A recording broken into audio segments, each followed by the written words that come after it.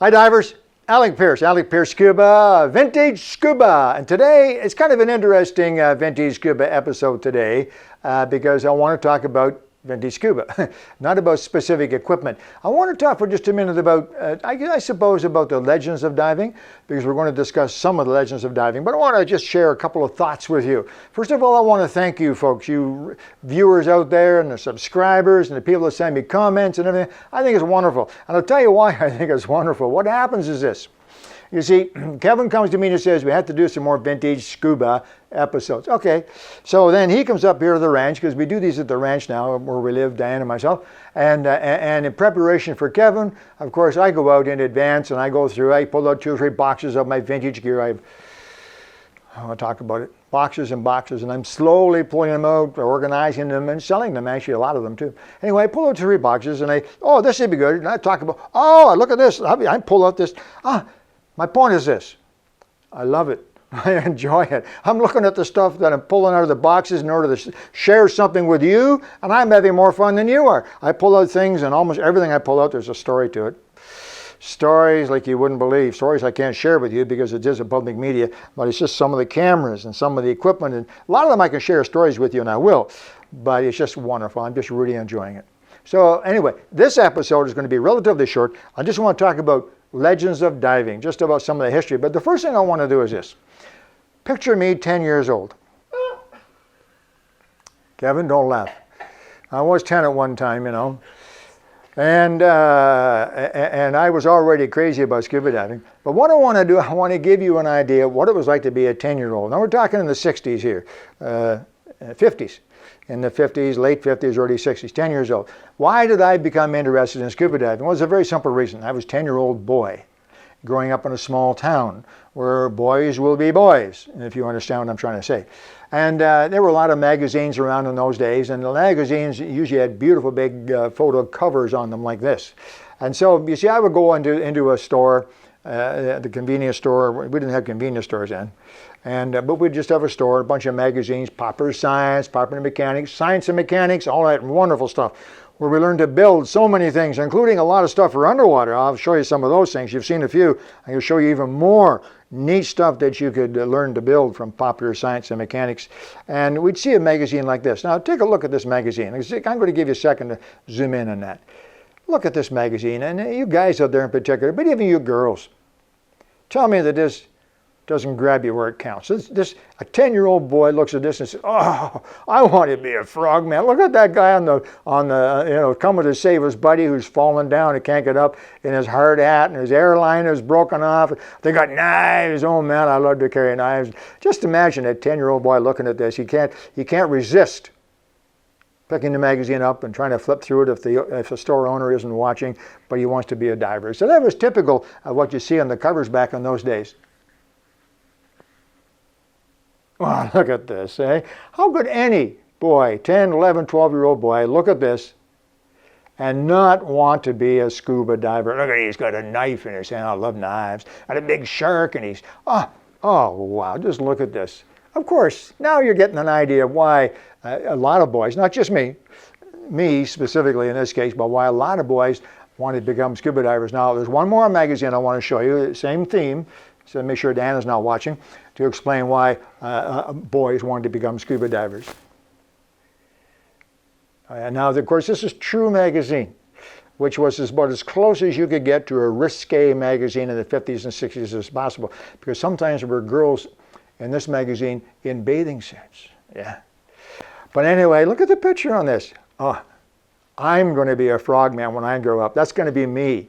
That's going to be me. Anyway, I had a little bit of fun there. I just wanted to show you those. I found them. I found them when I was looking for some stuff to show you for Vintage Scuba. So again, thank you very much. However, what I'd like to share with you today is something I think is very important. It's important to me personally, and I hope you enjoy it as well. I want to share with you about some of our vintage events, sea hunt and vintage diving events. I'm going to lump the two together. They are separate actually, but let's put them together for just a moment. Because generally speaking, it's the same people, often the same people, the same groups of people anyway, and certainly people with the same interests at both types of events. We've had many, many vintage scuba events over the past 10 years or so. And there's still some of them going on a regular basis.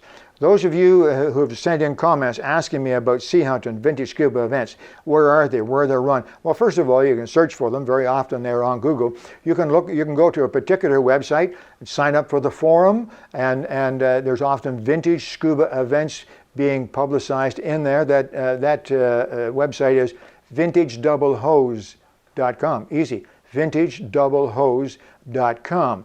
And they're all friends of mine down there, wonderful people, big into vintage diving, selling and repairing vintage equipment, and they have a forum.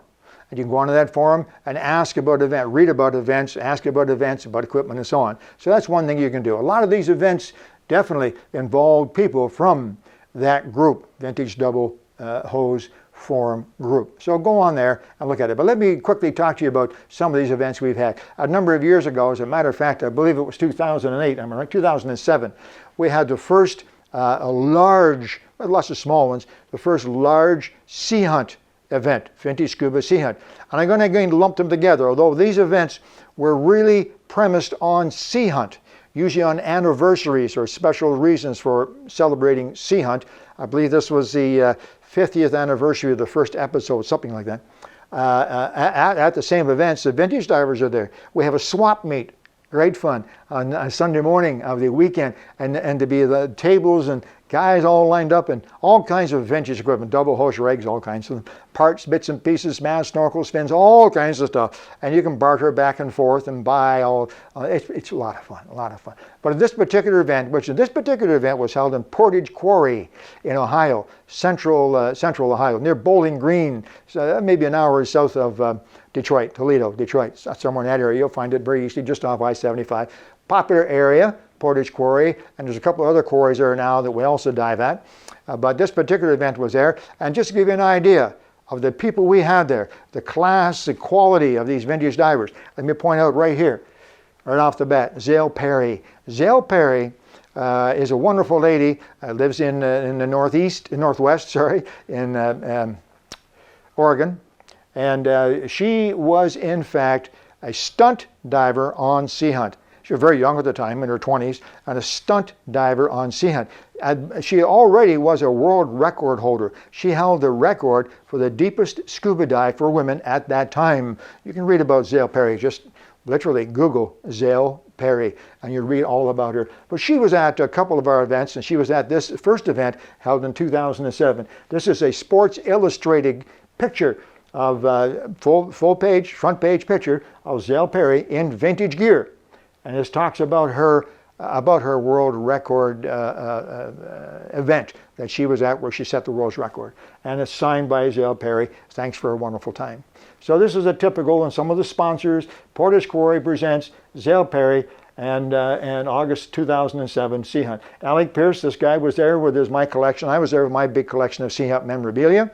Big display down there, and I talked about Sea Hunt, showed my stuff off, and met these wonderful people and talked about them as well. Now, we also had a gentleman by the name of Sam Lecoq, Samuel Lecoq, Sam Lecoq, we call him. Very, very famous vintage diver and member of the Vintage Scuba community. He was the founder of Sportsways. And Sportsways was a very, very large scuba supplier in the 50s, 60s, and almost into the 70s. He is credited with being the first, having the first single hose regulator in North America. And he offers an awful lot. Wonderful man to talk to, a lot of his ideas.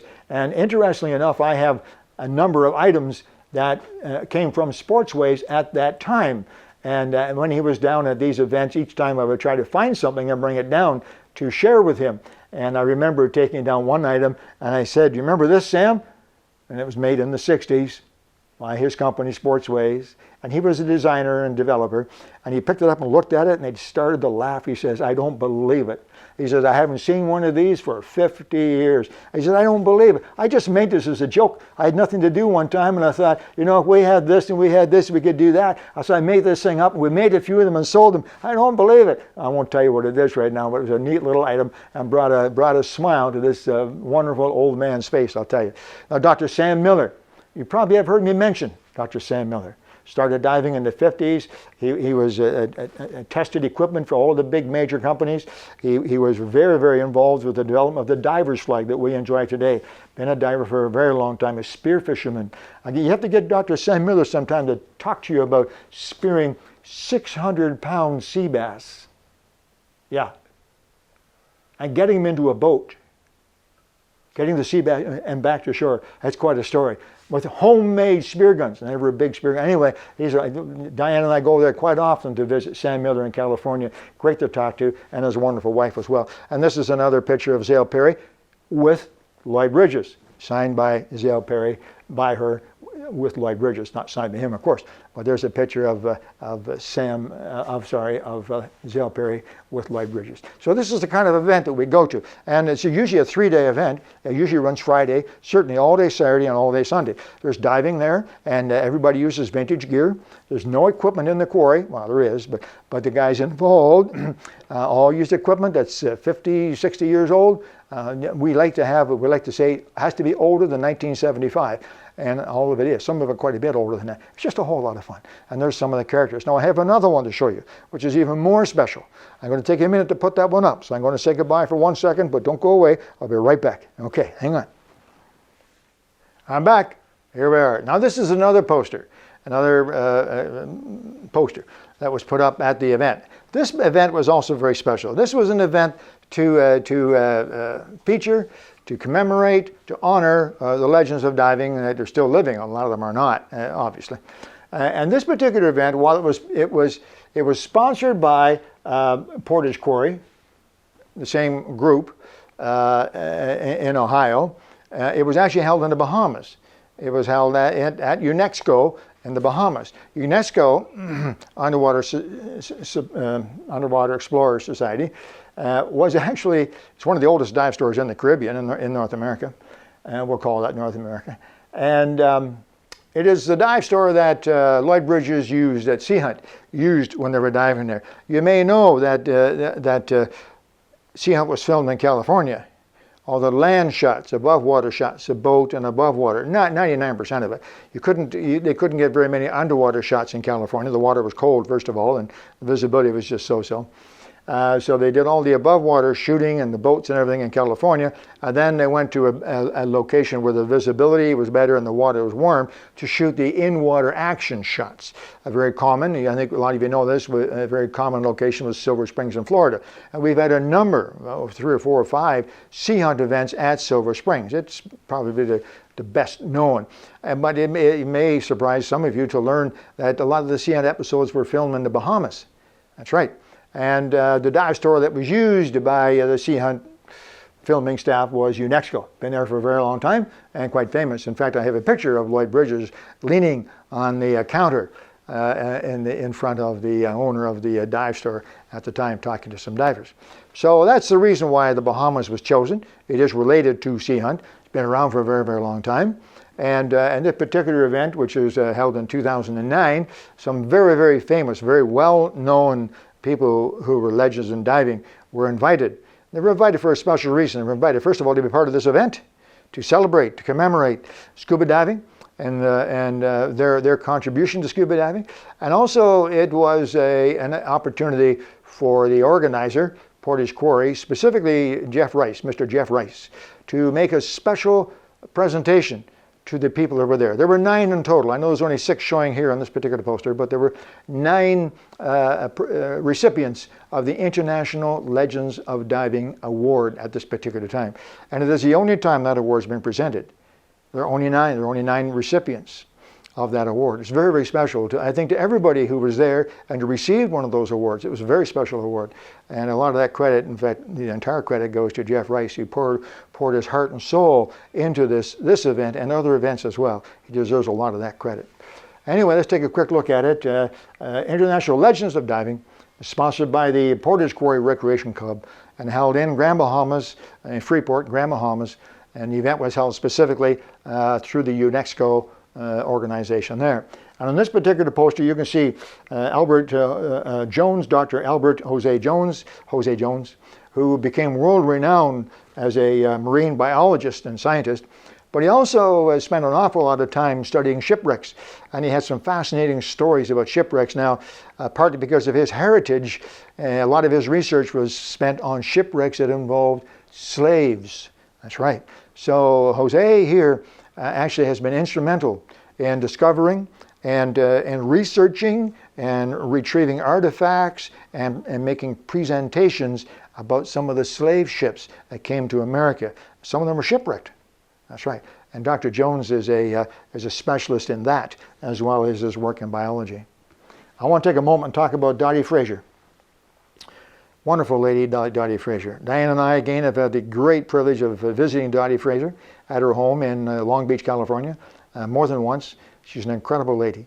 I shouldn't tell you how old she is, 92, and she has more energy than I do. At that age, she has her vegetable garden because she grows all her own vegetables, and she lives in a house that she bought in 1939 in downtown Long Beach. Beautiful little house in a beautiful community. She has her own house there, and she grows all of her vegetables in the backyard in the garden. And she, well, I've only got a few minutes. I can't begin to tell you about her. Suffice to say that a short while ago, because of her age, she was forced to sell 2 of her motorcycles. She did keep the dirt bike, but her big cruiser and her Honda she got rid of. Her living room, however, there's no way she's changing that. The living room, a good-sized living room. The main feature of Dottie's living room, of course, is the full-size, regulation-size billiard table, pool table, billiard table, if you like, with all the accoutrements. She had one time owned a pool hall. Yeah. Don't challenge her to a game of pool. I made that mistake. And then around the house, her entire house is filled with artifacts from her diving career. She was one of the very first commercial divers. She was the first female commercial diver graduate. They didn't make suits small enough. She's a tiny lady. They didn't make suits small enough, so she'd get into the suit, and then they would use rope to tie all around her legs and her arms to make the suit small enough to her body that she didn't end up looking like a balloon. That's right. Unbelievable stories. She spearfished. She had her own dive store. She had a wetsuit factory, a pool hall, as I told you. I think she had a bar. Just an unbelievable lady, and incredible to talk to, and so full of energy at 90 years of age. It tires me out just watching her. It's wonderful to visit and share stories with her. She's just incredible. Dave Woodward, in fact, he was the first manager of UNESCO, the Underwater Society, Explorers Society, one of the oldest and largest dive stores that existed in the Caribbean. He was the very first manager, and a wonderful guy as well. And then next we have Nick Eichorn. Nick Eichorn, name that's well known to anybody in vintage diving. Nick Eichorn was a founder of a couple of dive companies, and just escaping me right now, I'm sorry. He was the CEO of PADI. He essentially started PADI. I think for all intents and purposes, I can say that safely. You know, if you want to tell people that you know PADI #1 instructor, the PADI instructor who has card #1. You can tell them that you know Nick Eichorn, because that's who he is, of course. And vintage diving, wonderful, large vintage scuba collection, a lot of equipment. Next is Bob Croft, a dear friend of mine, Bob Croft, who apparently knows Kevin for longer than he's known me. But anyway, Bob Croft, a wonderful guy. He'll talk about stories, having a good time. Diane and I, again, have spent time with Bob and his wonderful wife, where they live in Pennsylvania. Visited and stayed their home numerous times, a lot of times. We've traveled with them to New York City, to Times Square for a long weekend. We've traveled to Washington, D.C. for a long weekend. And I tell you, they're long weekends. You're traveling with Bobby Croft. You want to be prepared for a long weekend, a lot of fun. Bob was a submariner as opposed to a submariner. Bob was a submariner. That's right. He was in the Navy on a submarine.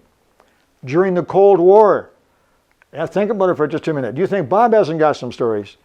Wonderful guy, a lot of fun, great fun, full of energy as well. And then this guy over here, Alec Pierce, I think you know him because of I've been diving a long time, 60 years, and because of my sea hunt passion, my sea hunt collection, the largest there is. So there's a part of the group that was at this other Legends of Diving event in the Bahamas, and it was just a wonderful event. And as I say, the people that were there were the first and the only recipients of this award, and it's pretty nice. These awards were individually made, and no two are the same. They're similar, but you see obviously it's a two-hose diver just making an entry, and this is given by the International Legends of Diving, this to me, Alec Pierce, for support, service, and professionalism in promotion of the sport of scuba diving. And it's just wonderful. I've seen this award at some of these folks' houses. I've seen this award at Dottie Fraser's house, for instance. I've seen this award at Bob Croft's house. And in both those places, this particular trophy, I guess it's a trophy, affords a place of honor in their houses. All their other diving artifacts and souvenirs from their life are there as well, but this is right in the middle and affords a wonderful location. And I think it's special to them as well, as it is to me, this particular award, given by Jeff Rice of the Portage Quarry Recreation Club. Anyway, this is indicative of some of the people that I've had the privilege to meet over the years and some of the events that we've done through the Vintage Scuba organization. It's a loose organization, and as I mentioned earlier, if you want to learn more about some of the vintage events, just go online. There's lots of them online. Go to vintagedoublehost.com and inquire about them, and maybe I'll have a chance to get some more artifacts from them and show you some more things. Anyway, there you go. Alec Peirce Scuba, Vintage Scuba, Legends of Diving.